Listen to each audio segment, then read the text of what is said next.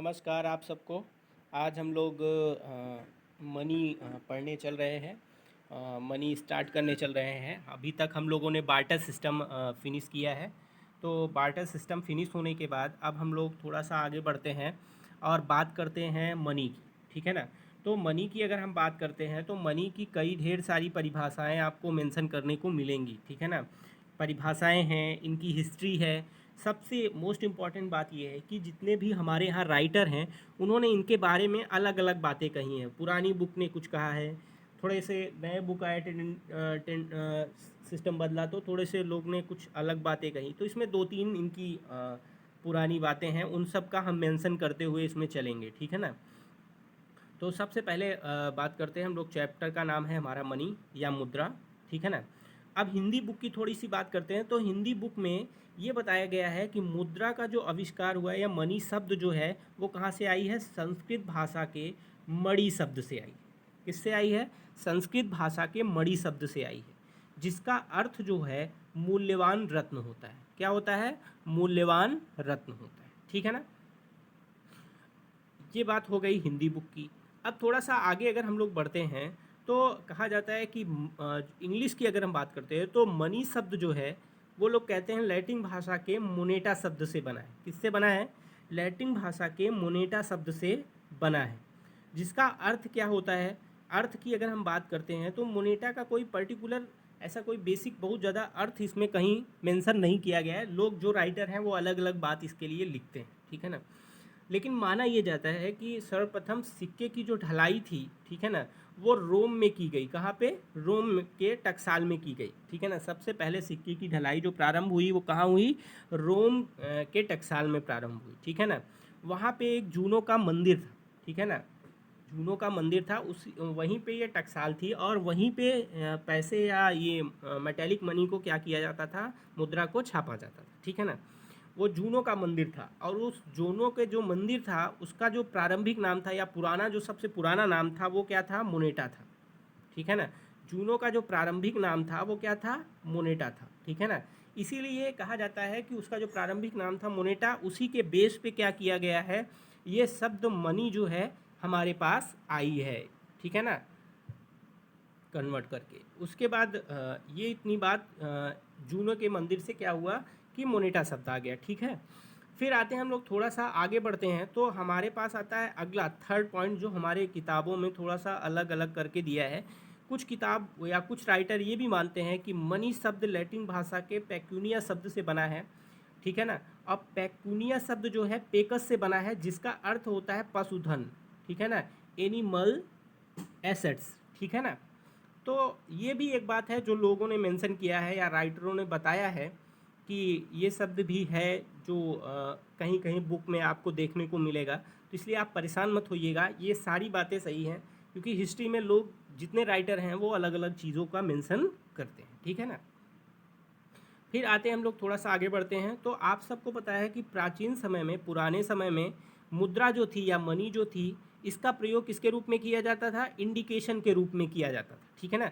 Money का सही प्रयोग किस लिए किया जाता था? इंडिकेशन के लिए किया जाता था। जैसे कि मुहर हो गया, राजा की पिक्चर्स हो गई, तो वो उसमें मेंशन किया जाता था, तो वो इंडिकेशन के लिए सिर्फ होता था। ठीक है ना। प्राचीन काल में मनी क्या होता था? मनी का प्रयोग किसके लिए किया? संकेत या इंडिकेशन के लिए किया जाता था। ठीक है। तो ये इतनी बातें हो गई। फिर हम लोग बढ़ते हैं डिफिनीशन की ओर। ठीक है ना। अगर हम मनी की डिफिनीशन की बात करते हैं तो हम डिफिनीशन की ओर बढ़ते हैं। ठीक है ना। तो डिफिनीशन इनकी ढेर सारी हैं। बेसिक तौर पे देखा जाए तो इनकी डिफिनीशन को 4 भागों में बांटा गया है। ठीक है ना। लेकिन हमारे लिए इम्पॉर्टेंट सिर्फ कितने हैं? जो छोटी डिफिनीशन है या जो बहुत इंपॉर्टेंट डिफिनीशन है हमें उन्हीं को पढ़ने की ज़रूरत है, क्योंकि एक एक पार्ट में 5-5, 6-6, 7-7 डिफिनीशन दी गई हैं। तो इतनी डिफिनीशन आपको याद करना पॉसिबल नहीं हो पाएगा, या तो याद भी कर लेंगे तो आप क्या हो जाएंगे? भूल जाएंगे एग्जाम। इसलिए हमें क्या करना है? हमें वो सिर्फ उन्हीं डिफिनीशन को देखने हैं जो हमारे लिए क्या है? इम्पॉर्टेंट है। ठीक है ना। तो सबसे पहले डिफिनीशन की अगर हम बात करते हैं तो सबसे पहली डिफिनीशन है नेप की। ठीक है ना। नेप ने अपने डिफिनीशन में कहा है कि स्टेट एज मनी, राज्य द्वारा मुद्रा। अगर किसी भी परिभाषा में या डिफिनीशन में आपको क्या होता है? स्टेट ऑफ मनी या राज्य द्वारा मुद्रा, ऐसा कोई शब्द दिखता है, ठीक है ना, ऐसा कोई शब्द दिखता है तो वो परिभाषा किसकी होगी, नेप की परिभाषा मानी जाएगी। नेप ने अपने पूरी परिभाषा में ये बताया है, anything which declared by the state as money becomes money, ठीक है ना। कहने का सेंस ये है कि राज्य द्वारा जिसको मुद्रा घोषित कर दिया जाएगा वो उस राज्य की क्या हो जाएगी, मुद्रा हो जाएगी, ठीक है ना। फिर बात करते हैं हम थॉमस की। सेकंड जो डिफिनीशन है वो किसकी है, थॉमस की डिफिनीशन है, ठीक है ना। थॉमस ने अपने डिफिनीशन में, पूरी डिफिनीशन अगर थॉमस की पढ़ेंगे तो उसमें दो ही चीज़ों का मेंशन है, मेज़र ऑफ वैल्यू, अगर मूल्य मापक ये शब्द आपको कहीं दिख जाए, ठीक है ना, डिफिनीशन में अगर ऐसा कोई शब्द दिख जाए, मेज़र ऑफ वैल्यू इंग्लिश वालों को और हिंदी वालों को मूल्य मापक पूरी परिभाषा में, तो वो परिभाषा किसकी होगी, थॉमस की परिभाषा होगी। और इनकी परिभाषा काफ़ी बड़ी है, ठीक है ना, इनकी परिभाषा क्या है, काफ़ी बड़ी है। इन्होंने कहा है money is communities choose by common consent of be measure of value and means the exchange between all other communities, ठीक है ना। इन्होंने कहा है कि हम किसी भी, जो भी हमारा प्रोडक्ट होगा, ठीक है ना, जो भी हमारी वस्तु होगी, ठीक है ना, उसके जो मूल्य मापक तथा अन्य वस्तुओं के बीच विनिमय का कार्य करने के लिए एक मत लिया जाना जरूरी है, ठीक है ना। ये थॉमस की परिभाषा या उनकी डिफिनीशन है, ठीक। फिर थोड़ा सा हम लोग अगर आगे बढ़ते हैं तो आती है परिभाषा कॉलबोर्न की, ठीक है ना। किसकी परिभाषा आती है, कॉलबोर्न की। इनकी पूरी परिभाषा में, कॉलबोर्न की परिभाषा में वैल्यूएशन एंड पेमेंट, इन्हीं दोनों चीज़ों का मेंशन आपको मिलेगा। अगर आपको परिभाषा देखिए, मापक और भुगतान, आप परिभाषा पढ़िएगा ध्यान से, अगर आपको उस परिभाषा में वैल्यूएशन एंड पेमेंट, ठीक है ना, अगर वैल्यूएशन एंड पेमेंट इन दो चीज़ों में से किसी भी चीज़ का मेंशन आपको मिलता है, तो दोनों चीज़ का मेंशन मिलता है तो आप चुपचाप उसकी परिभाषा को किस पे लगाएंगे, कार्डबोर्ड पर क्या करेंगे, टिक कर देंगे, ठीक है ना। यही हिंदी वालों पर भी लागू होता है, मापक और भुगतान अगर दिखता है तो परिभाषा किसकी होगी, कार्डबोर्ड की होगी। पूरी परिभाषा अगर थोड़ा सा जानना हो तो ऐसा भी सुन सकते हैं, money may be defined as the means of valuation and of payment, ठीक है ना, वैल्यूएशन एंड पेमेंट। कहने की बात ये रही कालबोर्न ने कहा है कि मुद्रा को मूल्य का मापक और भुगतान के साधन के रूप में परिभाषित किया जाता है, ठीक है ना। इनको क्या किया जाता है, मुद्रा के मूल्य के रूप में क्या किया जाता है, या भुगतान के रूप में क्या किया जाता है, भुगतान के साधन के रूप में क्या किया जाता है, परिभाषित किया जाता है। ये कॉलबोर्न की परिभाषा है पूरी, ठीक।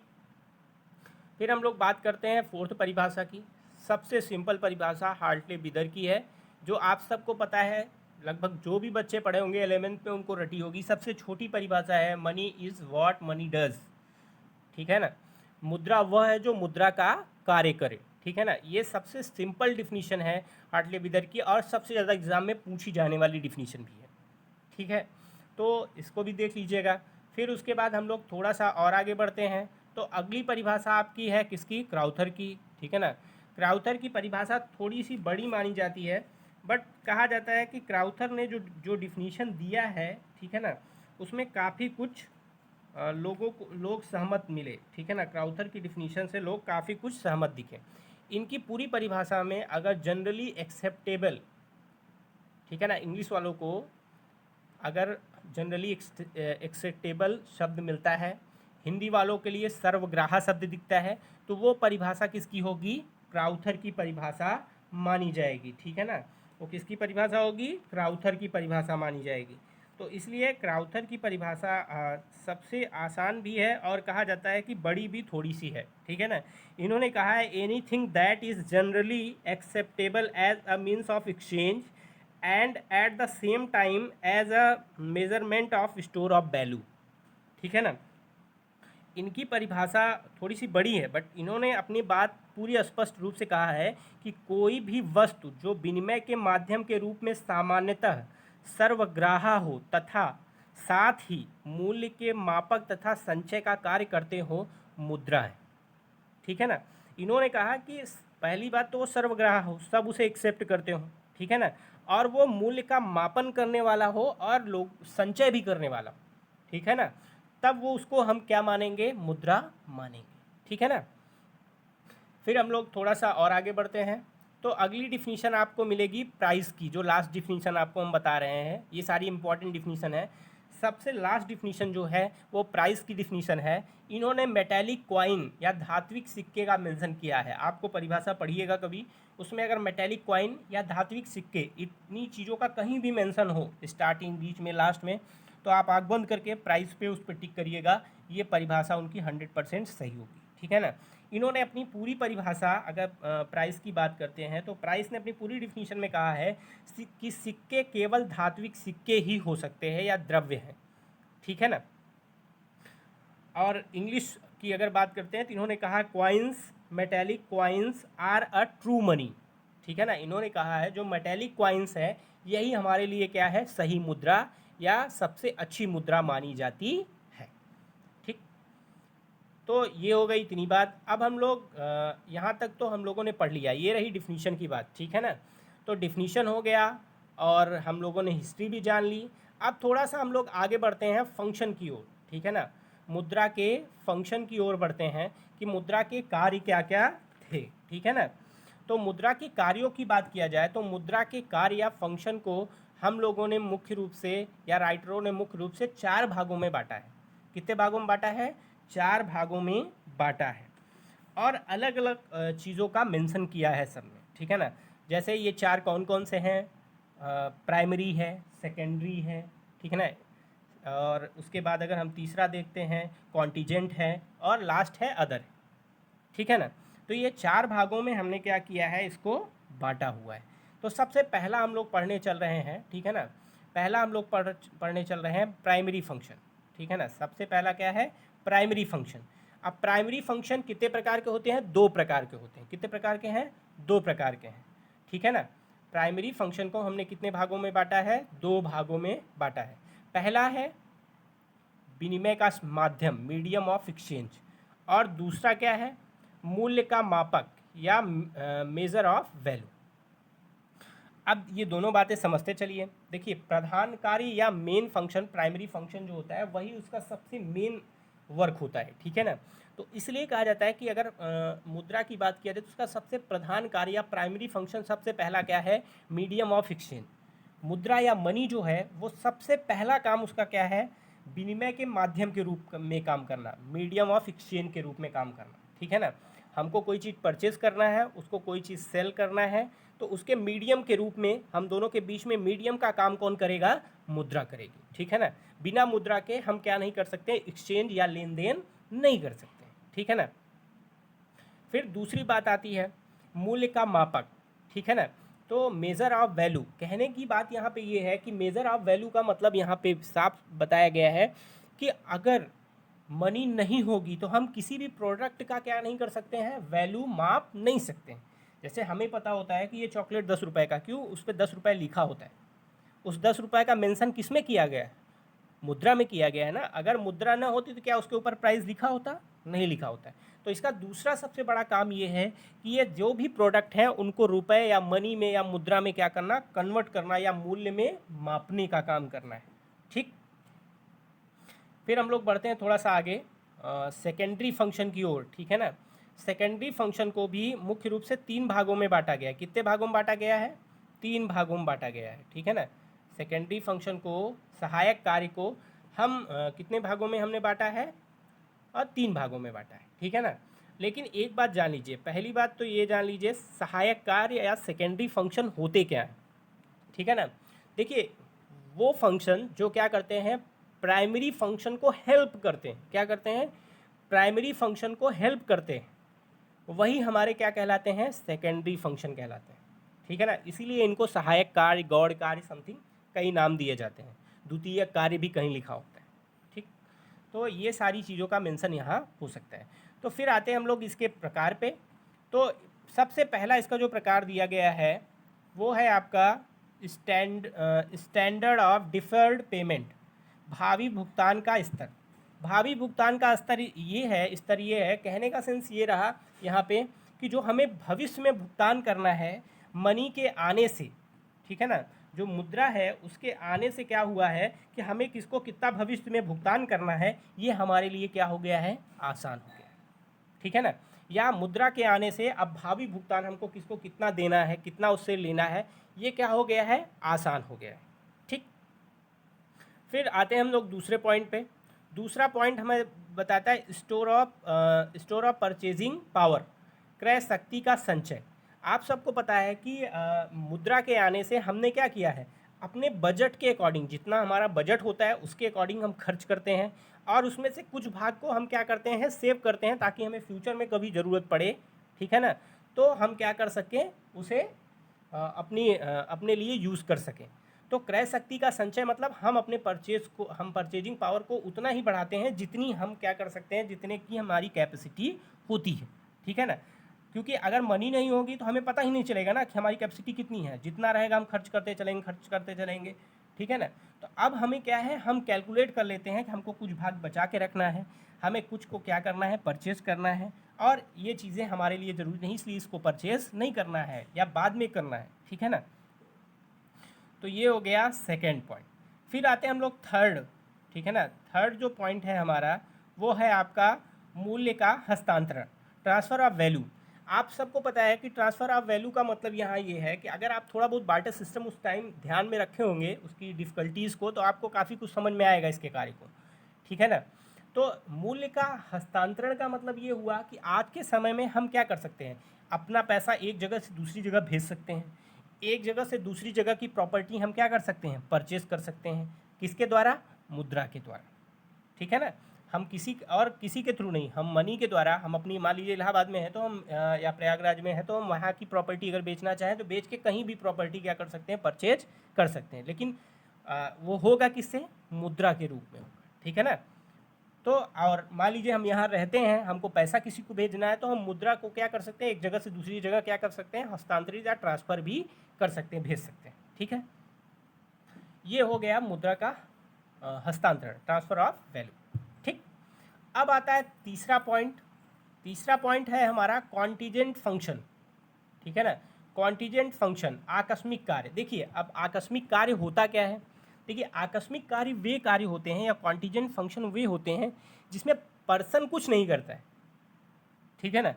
पर्सन का इसमें कोई बहुत बड़ा रोल नहीं होता है, पर्सन अपने डेवलपमेंट के लिए सारा काम करता है, लेकिन उसका इम्पैक्ट क्या है, हमारे गवर्नमेंट, हमारे लोग, हमारे वर्कर, इन सब के ऊपर पड़ता है। जैसे एक एग्जांपल मैं आपको समझाता हूँ कि कोई व्यक्ति कंपनी खोलता है तो क्या पब्लिक की सेवा के लिए, नहीं, वो अपने पर्टिकुलर प्रॉफिट के लिए क्या करता है, कंपनी ओपन करता है।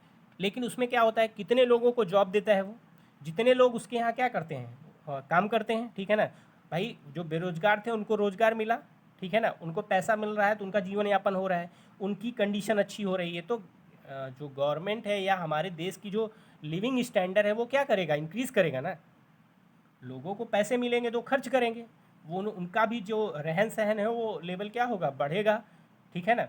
तो आदमी कंपनी खोलता है अपने लिए, लेकिन वो 10 कर्मचारी, 20 कर्मचारी, 1 लाख कर्मचारी रखता है, तो उनके भी जीवन यापन तो वही कंपनी ही करती है ना। और उससे क्या होता है, गवर्नमेंट को टैक्स भी देता है, ठीक है ना, तो उससे गवर्नमेंट की भी स्थिति अच्छी होती है, देश की इकोनॉमी अच्छी होती है। तो कहने का सेंस ये है कि आकस्मिक कार्य वे कार्य हैं जिन्हें पर्टिकुलर हमारा कोई एम नहीं होता है उस कार्य को करने का, लेकिन इसका क्या है, इम्पैक्ट अच्छा पड़ता है, लोग इससे क्या होते हैं, इससे लोगों को क्या होता है, फ़ायदा होता है, ठीक है। चलिए आगे बढ़ते हैं हम लोग, इसके प्रकार की बात करते हैं। तो इसको भी 3 भागों में बांटा गया है। कितने भागों में बांटा गया है, 3 भागों में बांटा गया है।